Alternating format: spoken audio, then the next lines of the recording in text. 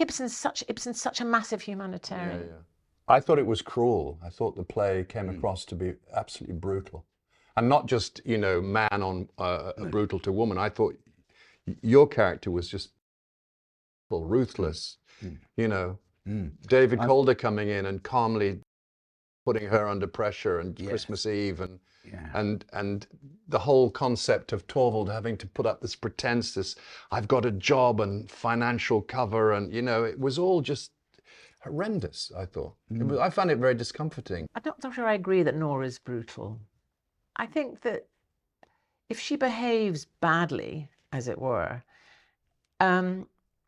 I don't think the way in which when she behaves with sort of indiscretion, or she's showing off to Mrs. Linda, I think it's not quite brutality. I don't think it's, maybe she's tactless or indiscreet, but she's a woman who's trying to survive. I think, as always, you look at the backstory. You know, she was brought up, literally, as she says at the end, she was sort of brought up under one patriarch and then handed over to another. Yeah. So she's never had a chance to find out who she is without being under the umbrella of the sort of master of the household, whether it's for father or husband.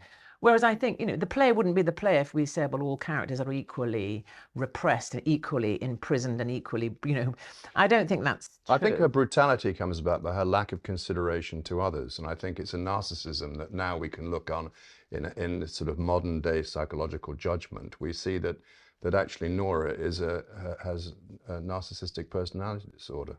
What do you mean? It's all about her, her lack of consideration towards.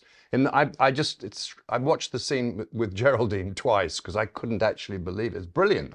It's not a criticism. It's just the self-obsession of Nora is staggering. All the characters, Torvald's self-obsession with image, presentation, society's opinion of him.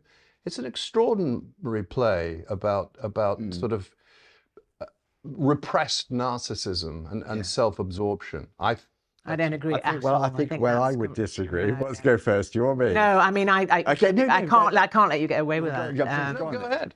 No, I mean, of course, she's not got a narcissistic personality disorder. I think you can only say that if you've never experienced life being colonized. I mean, women at that time were colonized. Plays are written because of a huge need for things to be said and released. This is not a play written.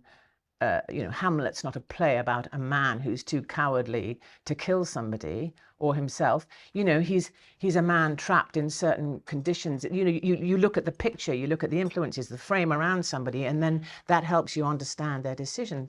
Ibsen is writing a play about a woman who has been so controlled by first her father for the first 18, 19 years of her life, and then her husband, that she, as I said earlier, she's had no education. She's not been allowed to go to university or develop skills. So everything, she's saved his life. I don't think that's an act of a narcissistic self. Yes. She saved his life when he was dying. To do so, she borrowed money that she didn't have. She wasn't allowed to borrow money legally. The world society didn't allow her to do that. So she had to fake her father's signature because he would never have allowed her to do it either.